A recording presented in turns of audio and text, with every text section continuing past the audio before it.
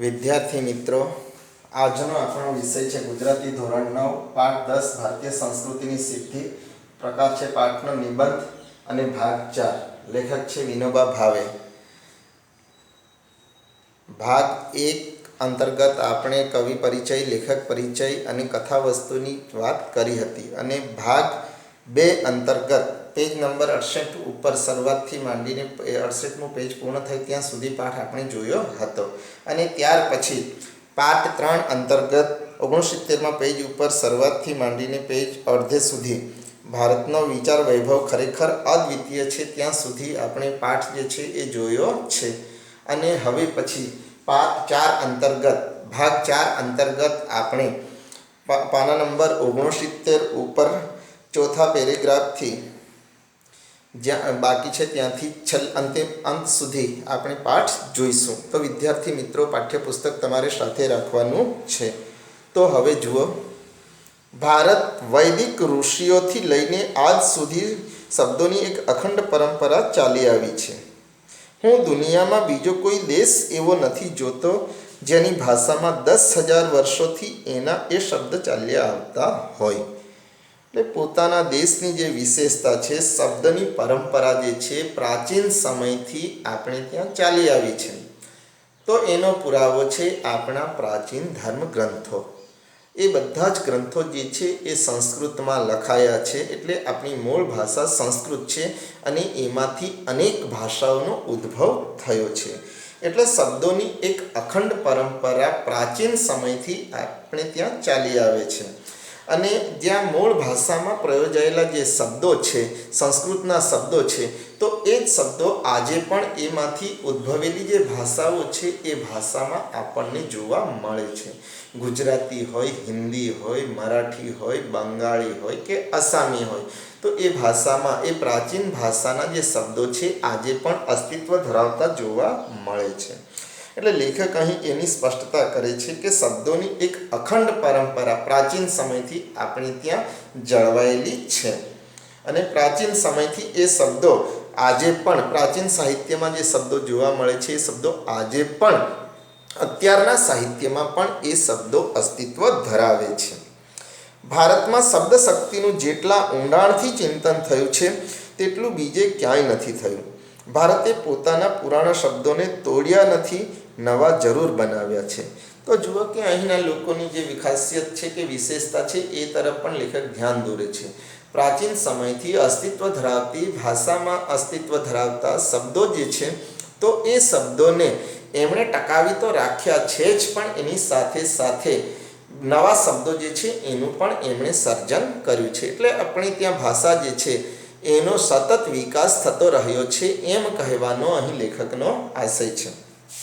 સાથે જ જૂના શબ્દોમાં નવા અર્થ નાખીને તેમનો વિકાસ કર્યો છે. એટલે પ્રાચીન સમયમાં કદાચ એક શબ્દ એક જ અર્થમાં પ્રયોજાતો હોય તો તેને બદલે એક શબ્દના અનેક અર્થો થતા હોય, એટલે નવા અર્થનું આરોપણ પણ શબ્દો ઉપર કરેલું છે અને એ રીતે ભાષાનો વિકાસ કરવા માટેના પ્રયત્નો અહીં થયેલા છે.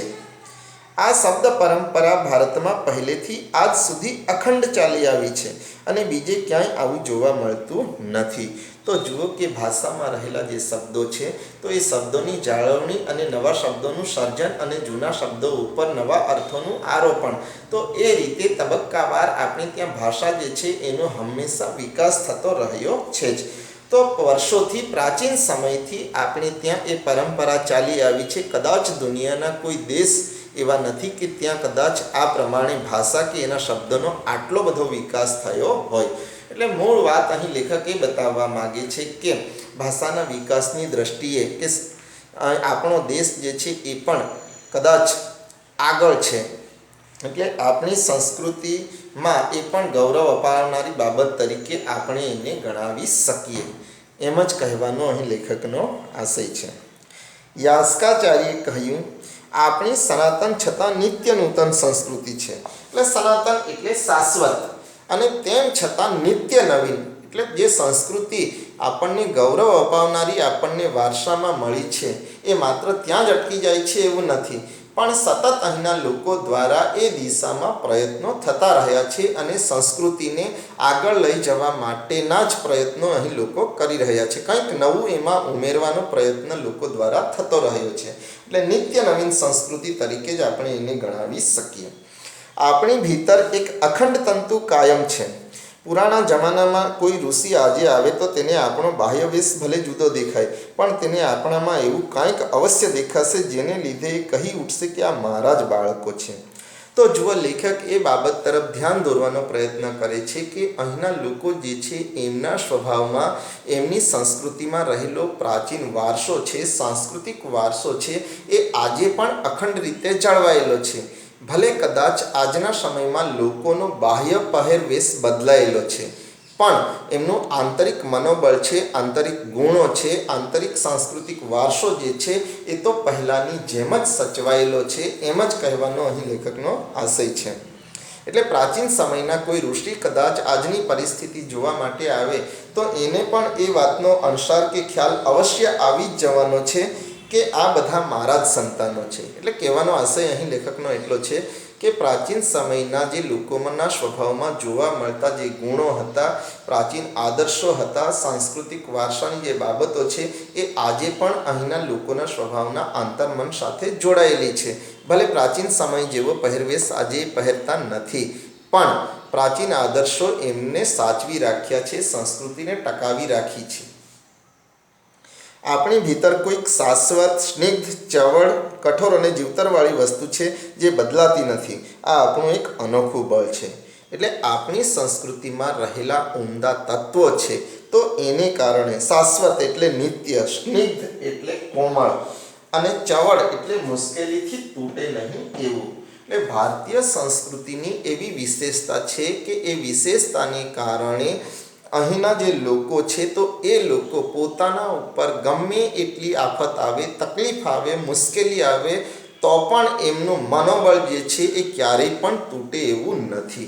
તો એ ભારતીય સંસ્કૃતિની વિશેષતા ગણાવી શકાય કે એને કારણે જ માણસના વ્યક્તિત્વનું એવું ઘડતર થયું છે, એવો વિકાસ થયો છે કે ગમે તેવા સંજોગોમાં પણ અહીંનો માણસ જે છે, આપણા દેશનો માણસ જે છે એ કદાચ મજબૂત મનોબળથી ટકી જાય છે અને ક્યારેય પણ એ હિંમત હારતો નથી. તો એ કદાચ ભારતીય સંસ્કૃતિની વિશેષતા જ ગણાવી શકાય એમ કહેવાનો અહીં લેખકનો આશય છે.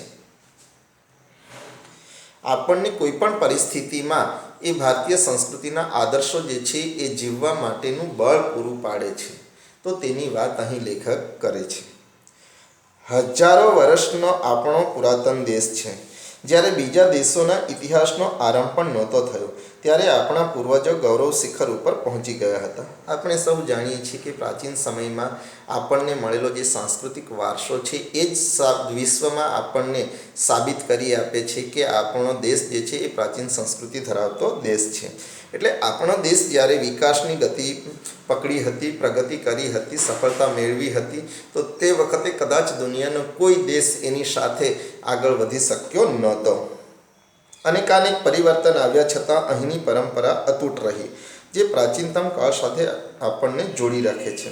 તો જુઓ કે સમય બદલાય, સંજોગો બદલાય, પરિસ્થિતિ બદલાય, તેમ છતાં પણ આપણે ત્યાં આપણી સંસ્કૃતિ જે છે તો એ આજે પણ અતૂટ છે, ટકી રહી છે.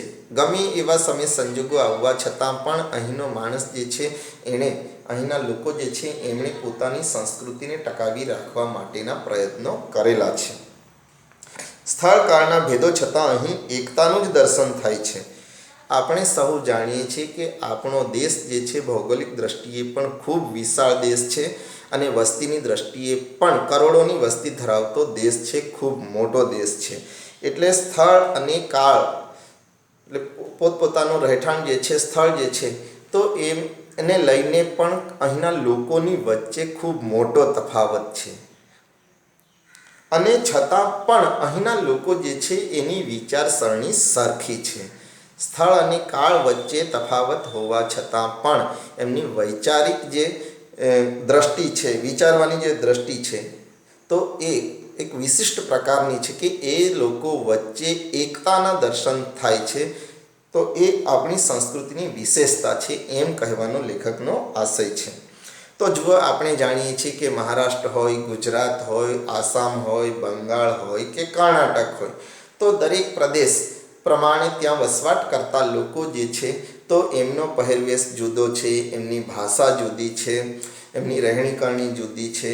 તો આ તમામ દેશ એક છે, પણ પ્રદેશ પ્રદેશ પ્રમાણે લોકોમાં વૈવિધ્ય જોવા મળે છે. તેમ છતાં પણ એમની વિચારસરણીમાં સામ્યતા છે એમ કહીને લેખક આપણી સંસ્કૃતિની વિશેષતા છે એ તરફ જ ધ્યાન દોરવાનો પ્રયત્ન કરે છે કે વિવિધતા હોવા છતાં પણ એકતા અહીંના લોકોના સ્વભાવમાં જોવા મળે છે. એ સંસ્કૃતિની સિદ્ધિ ગણાવી શકાય. અહીં કહેવાયું છે કે દુર્લભ ભારતે જન્મ. આપણો આ ભારત દેશ પવિત્ર દેશ છે. તો જુઓ કે આપણા દેશમાં પ્રાચીન સમયથી જ આપણા ધર્મ ગ્રંથોમાં એમ કહેવામાં આવ્યું છે કે દુર્લભ ભારતે જન્મ. ભારતમાં જન્મ મળવો એ દુર્લભ છે, એટલે મુશ્કેલ કામ છે. નસીબદાર માણસને જ આ દેશમાં અવતાર મળી શકે છે, જન્મ મળી શકે છે એમ કહીને આ પ્રદેશની જે વિશેષતા છે એને જ રજૂ કરવાનો પ્રયત્ન કર્યો છે કે જે માણસ કદાચ નસીબદાર છે એને જ અહીં સ્થાન મળે છે. એમ પૂર્વજો કહ્યા કરતા, દુર્લભ મહારાષ્ટ્રે જન્મ, દુર્લભ ગુર્જરેશુ જન્મ, એવા વચન તમને અહીં ક્યાંય નહીં મળે. તો જુઓ, દુર્લભ મહારાષ્ટ્રે જન્મ, દુર્લભ ગુર્જરેશુ જન્મ. અહીં ભલે ગુજરાતમાં માણસ વસતો હોય, મહારાષ્ટ્રમાં વસતો હોય કે અન્ય કોઈ રાજ્યમાં વસવાટ કરતો હોય, પણ એ લોકો માત્ર પોતાના પ્રદેશની શ્રેષ્ઠતા સાબિત કરવાનો પ્રયત્ન નથી કરતા. એ લોકો ક્યારેય પણ પોતે આ દેશમાં શ્રેષ્ઠ પ્રદેશમાં રહે છે એવું ક્યારેય કહેતા નથી. પણ પ્રદેશવાદથી આગળ વધીને એ લોકો પોતે ભારત માતાના સંતાન છે એવી ઉમદા વિચારસરણી ધરાવતા જોવા મળે છે. તો તેની વાત અહીં લેખક કરવા માગે છે. તુલસીદાસજી પણ કહેશે, ભલી ભારત ભૂમિ ભલે કુલ જન્મ. 500 વર્ષ પહેલાં ગુજરાતના કવિ નરસિંહ મહેતાએ ગાયું, ભરતખંડ ભૂતળમાં જન્મી જેણે ગોવિંદના ગુણ ગાયા રે તે ધન્ય છે. આ જ વાત અસમના શંકરદેવ અને માધવદેવે પણ કહી. તો જુઓ કે જુદા જુદા પ્રદેશમાં વસવાટ કરતા લોકો, તુલસીદાસ હોય, નરસિંહ મહેતા હોય કે આસામમાં થઈ ગયેલા શંકરદેવ કે માધવદેવ હોય, પણ એ લોકોએ ક્યારેય પણ પોતાના પ્રદેશના વખાણ કરવાના પ્રયત્નો નથી કર્યા. એ લોકોએ પ્રદેશવાદથી આગળ વધીને સમગ્ર દેશ જે છે, ભારત જે છે એના જ ગુણગાન ગાવાના પ્રયત્ન કર્યા છે. એટલે પ્રદેશવાદથી એ લોકો આગળ વધ્યા છે. એ લોકોના સમયગાળામાં તો એ તાર ટપાલની પણ કોઈ વ્યવસ્થા નહોતી, એકબીજાને મળી શકતા પણ નહોતા. એટલે એક વ્યક્તિ શું કહે છે, બીજો શું કહે છે, એની સાથે કોઈને કોઈ સંબંધ નહોતા કે કોઈ જાણકારી નહોતી. છતાં પણ તમામની વિચારસરણી એક સરખી હતી. આસામના હોય, ગુજરાતનો કવિ હોય કે તુલસીદાસ હોય, તો દરેકે માત્ર એક જ વાત કરી છે કે પોતે ભારત માતાના સંતાન છે. એટલે ભારતનું ગૌરવગાન ગાવાનો જ એમણે પ્રયત્ન કર્યો છે. તો આ સરખી વિચારસરણી એ લોકો ધરાવે છે. એની પાછળ પણ ભારતીય સંસ્કૃતિ જે છે એનો હાથ છે કે ભારતીય સંસ્કૃતિની વિશેષતાને કારણે જ આવી સરખી વિચારસરણી એમનામાં આવી શકી છે એમ કહેવાનો અહીં લેખકનો આશય છે. એટલે ભારતીય સંસ્કૃતિની એ સિદ્ધિ અપાવનારી બાબત એને ગણવી પડે કે જેના થકી અલગ અલગ પ્રાંતમાં કે પ્રદેશમાં વસતા લોકો વચ્ચે સરખી વિચારસરણી જોવા મળે છે, વિવિધતામાં એકતા જોવા મળે છે.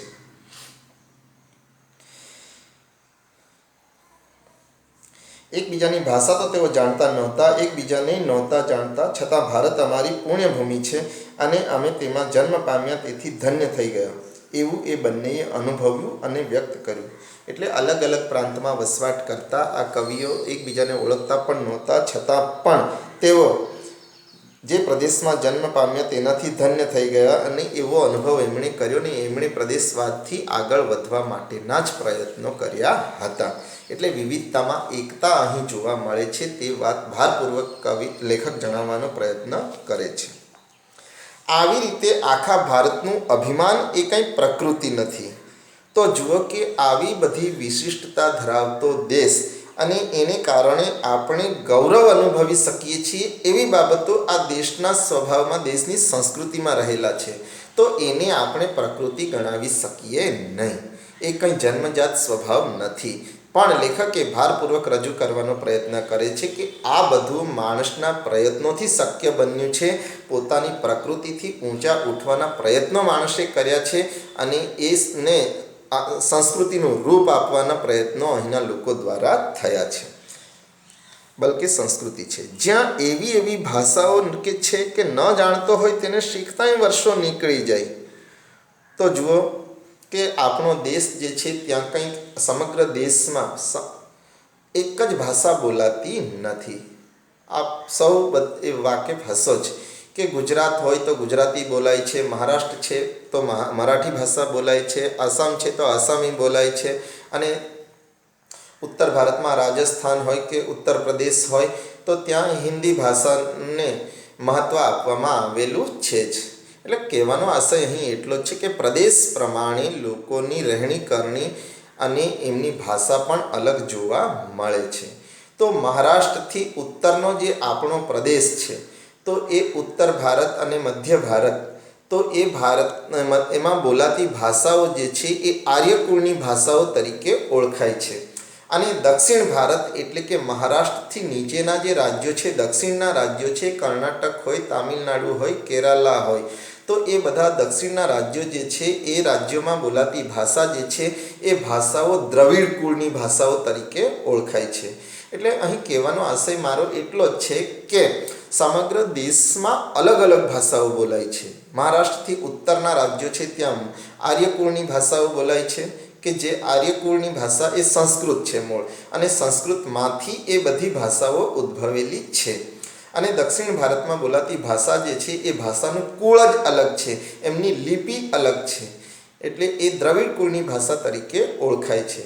એટલે મૂળ વાત અહીં એટલી જ કે જુદી જુદી ભાષા બોલતા જુદા જુદા કોમના લોકો, જુદા જુદા રીત રિવાજો ધરાવતા લોકો, જુદો જુદો પહેરવેશ ધરાવતા લોકો આ દેશમાં વસવાટ કરતા હોવા છતાં પણ પ્રદેશવાદથી એ આગળ વધીને સમગ્ર દેશમાં એક સરખી વિચારસરણી એ લોકો ધરાવે છે કે આ દેશમાં જન્મ લેવાથી પોતે ધન્ય છે એવું એ માને છે. એટલે વિવિધતામાં એકતા અહીં આપણને જોવા મળે છે.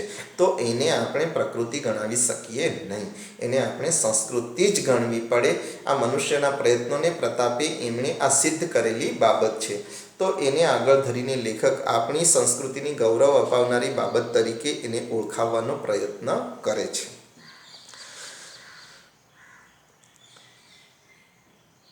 જ્યાં એવી ભાષાઓ છે કે ન જાણતો હોય એને શીખતાંય વર્ષો નીકળી જાય, એવી વિભિન્ન ભાષાઓ અને અપરંપાર વિવિધતાવાળા આ ભૂખંડને એક દેશ માનવો એ સંસ્કૃતિ છે.